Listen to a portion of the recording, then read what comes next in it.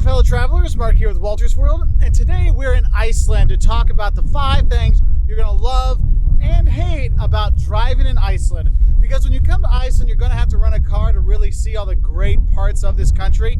But the thing is, when you look up online, you just hear about the beauty and how amazing it is here, and it is amazing. But we thought we'd go through some of the things you really should know in terms of the things you're going to hate and the things you're going to love about driving here. Now let's get started. The first thing you're not going to like about driving in Iceland is, if you notice, we've got some dirt road here. Now the roads here, usually if you're on the N1, are good. You'll be fine. Just know that the roads are narrow. Okay, be prepared for that. Now, if you go on some of the side roads, they may be dirt like this. But if you look behind me, you're going to see a bridge over there. And there's a lot of one-lane bridges. So when you're coming, you got to look. Is someone coming? Do I need to stop? These kind of things. And it can be a bit shocking that first time you hit one, so be prepared for that. Another thing in terms of not liking this first, kind of just the roads in general, there's very few shoulders on the road, as you can see here, though we are kind of on the back roads right now. Even on the N1, there's very few shoulders, there's very few guardrails, which can be quite nerve-wracking if you're going through the cloud cover up here, and you notice there's the precipitous drop-offs on the side, and you're thinking, where is the guardrail? This can be something you might not like. Also, in terms of the driving part aspect of it, you're looking at the wind. You might not be able to tell, but it's pretty windy here today. And we're in the North Atlantic, and the winds will come whipping through. So be prepared. Hold on to that steering wheel pretty tight. This isn't, I'm going to drive with my knees, placed here. So that's going to be something. One more little thing in terms of just with the roads, when you are driving here in Iceland, if you see we had some sheep that ran off, there are sheep that will be crossing the road sometimes. I've seen them almost cause a few accidents. So just keep your eyes open for the sheep when they are out there, because you don't want to hit them because they'll hurt your car. But also they make such good food here and the cool sweaters. So you really want to make sure you don't get the goats. But that's the first thing you're not going to like. It's just kind of the road aspect of driving here. Now, the second thing you're not going to like about driving here, and this is kind of going on from that, is when you're going to be going over the fjords and the mountains and going to the glaciers and stuff like that, you're going to have very steep roads that have those switchbacks going back and forth. And you'll see there actually are some roads that will say, look, this is closed in bad weather. This is closed in the winter. And you may think, oh, well, it's July. It's summertime. I'm here in July. It's cold. It's 42 degrees, okay? It's windy. It's wet. And these passes can be very dangerous and very treacherous if you're not used to it. You'll see the Icelanders flying up and down, no problem. But for tourists, it can be a bit scary when you've got to turn like this. You got to go back and forth with no guardrails. And then the cloud cover comes. I mean, can you see the cloud cover behind me?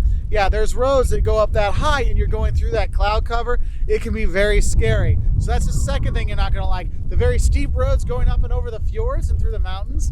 And then dealing with the cloud cover and stuff like that, it can be a bit scary. Now, the third thing you might not like about driving in Iceland is the fact that there are a lot of hitchhikers and bikers on the road, and you really need to pay attention. It's not just the sheep running by.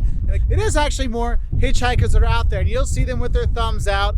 You can pick them up or not. It's up to you. You'll see them all over the place. But you need to pay attention to them, especially the bikers. A lot of them aren't following the rules of being behind each other. They'll actually take 2 spots and make it hard to pass, okay? So just be paying attention. You always have to be paying attention when you're driving here, which sucks because you have such beautiful landscapes to see, but you really need to pay attention for the hitchhikers and bikers and the sheep. The fourth thing you're not going to like about when you come to Iceland is, and this is more for my American friends coming here, in the US, we always drive automatics. Here in Iceland, most likely the car you're going to rent is going to be manual transmission, or stick shift as we like to call it. And if you're not sure how to drive stick, you really need to learn before you come, because if you're going to be getting an automatic, it gets a lot more expensive. And renting those cars here, it is a lot more expensive to rent cars here in Iceland than it is in the US or other places in Europe, I feel. So just know, manual transmission, and it's going to cost more if you want automatic. Also, I do recommend that you do get a 4-wheel drive vehicle or a vehicle with a little bit higher clearance so you can go over some of these bumpy roads and things like that, because you know what, sometimes it does get a little scary when you're out there and you just feel a little bit better with that 4-wheel drive and these kind of things. Now, the fifth thing you're not going to like about driving in Iceland is there's not a lot of restaurants and gas stations. I mean, it's very sparsely populated here, if you can't tell from behind me. I mean, there's only like 330,000 people living in Iceland, okay? And most of those live in Reykjavik. I mean, the second largest city has 17,000 people, okay? So the gas stations and restaurants are kind of spread out, so make sure you're topping up when you can. And they do have a lot of the gas stations that are just pumps, and you just pay with a credit card, there's nobody there. They do have those, and what you do is you put the amount of krona you want to put in. So let's say you want to put in 10,000 krona worth of gasoline. Well, you put the 10,000 in, and then you pump it, and if it only takes 7,000, they only charge your card 7,000, okay? So don't worry that they're gonna take more than what you get, so you'll be okay there. But just know the food and the gas possibilities are a lot less. So what a lot of people do is, where I get gas, I go in the grill there and I'll eat there, okay? Now, usually grill food is usually, they'll have the ones that are either the burgers kind of stuff, or they'll actually have fish and normal food. It just depends where you go. Now, if you are going to drive in Iceland, it's not just haze. There's some really cool things about driving Iceland. So I'll move over here for the love so you can see my one-lane bridge behind me and the river going through. Oh, it's so beautiful here. And that's the first thing you're going to love about driving in Iceland is the majestic beauty. When you come here, you're driving through and you'll see icebergs. You'll see the glacier and the mountains and the fjords and the hot springs and all this stuff, because literally Iceland was made for nature photography. This place is gorgeous. And when you drive it, you really get to see it. You get to take these back roads and see these hidden spots. And it is just amazing when you're here. And that's the first thing you're gonna love is the natural beauty of Iceland. Seeing those, the waterfalls all over the place. My son's like counting like 150 so far or something. It's crazy, okay? The second thing you're gonna like about driving in Iceland is the Icelanders, they follow the rules of the road. They do, it's a pretty safe drive in terms of when you're driving. People aren't speeding too much. They follow the rules of the road. No road rage out there. I mean, the only bad drivers I've seen have been other tourists, okay? So that's really cool. And also, when you're driving and you have questions, the Icelanders will help you out. They will give you advice which road is better, which way to go, and that is great. And the people here are fantastic. We've got a video, 5 things you'll love about Iceland, and 10 things that'll shock you about Iceland, and the people will shock you how wonderful they are, and that's really great. Now, the third thing you're going to like about coming to Iceland is there's a lot of pull-offs, so you can go and see the sights. So you don't have to park in the road. You can go into a pull-off, and they have little parking lots so you can take pictures of the icebergs flowing through and the mountains and the fjords and all these things. And it is really cool. And with that, they have really good signage for that. They'll say, in 500 meters on the right, there'll be a picnic spot. And it's so great because with these pull-offs and the really good signage, it makes driving in Iceland really easy. Yes, I know I said that narrow roads and dirt roads, but honestly, it is very easy driving when you're here, and that is kind of a cool thing. The fourth thing you're gonna love about driving in Iceland is there's a ton of sights right off the N1, right off the big ring road. It is so easy to see these things. You wanna see the glacial lagoon where the icebergs come out? It's literally on the N1. You wanna see the waterfalls? It's right off the N1. All these sites are right off of there.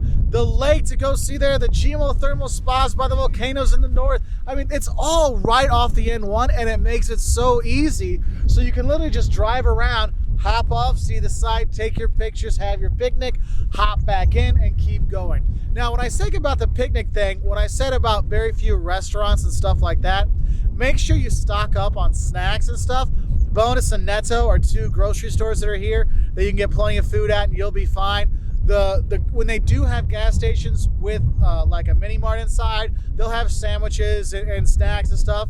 I would recommend kind of filling up on those so you have them, just so when you're going through, you're kind of taken care of there. And the fifth thing you're gonna love about driving in Iceland is if you do get a little worried and you're not the best at manual and you're not sure about these dirt roads and the one-lane bridges may freak you out and you're worried about sheep running across the road, is that there's very little traffic. Even though they say, oh, there's tons of tourists coming to Iceland, there really is not that many tourists in here. We're here in July in the high season, and we're still seeing very few cars on the road. So if you get worried on that 15 grade uptick switchback, there's not 10 people waiting behind you. There's nobody honking at you, these kind of things, and there's no traffic. So you can take it at a leisurely pace and really take in the beauty of this country, because Iceland is fantastic. We have really enjoyed it here. Yes, we were a little scared at some of the driving over the fjords and these kind of things. Oh man, mountains, switchbacks, and cloud cover. Thank you that we made it through. But just know that this is a fantastic place, and Iceland is well worth going to, even if it is windy and the roads like this, and the rain comes and it's cold, but it is so awesome here. Anyway, if you want to learn more about visiting Iceland, 10 things that'll shock you about visiting Iceland, 5 things you're going to love and hate about visiting Iceland, advice on driving in Iceland, all kinds of stuff. Check us out on our website at woltersworld.com or search on our YouTube channel, youtube.com/woltersworld, and you can find a whole playlist of videos on visiting Iceland. Also, we are on Facebook, Twitter, Instagram. You've got questions, write to us. We'll do what we can to help out. And we hope you have a great time here in Iceland, because I know me and my whole family have really loved it here. People are fantastic, great food, fun driving, awesome stuff. Anyway, bless from Iceland. Enjoy anything today? My hand smells like dirt and poop. So I guess it was a good day? Yeah, I got to eat lamb, duh. It's the best day ever. I got to eat lamb. Can't beat that.